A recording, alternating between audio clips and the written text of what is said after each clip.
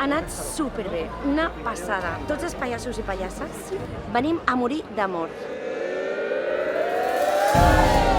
Experiències que hem viscut en algun moment amb alguna expedició és màgic, absolutament. Aquestes tendes estan totes repartides ja, diguéssim, i algunes aniran, per exemple, a Sant Camil, que era un altre dels camps de refugiats que hi havia. Sempre és una trobada intensa, emotiva, tothom acaba molt cansat, però és tan espectacular el resultat. Avui la Mercè, demà una altra expedició, sense tantes llums, sense tant de rebombori, però igualment molt important. Per tant, estem molt contents. Llarga vida, Pallassos sense Fronteres.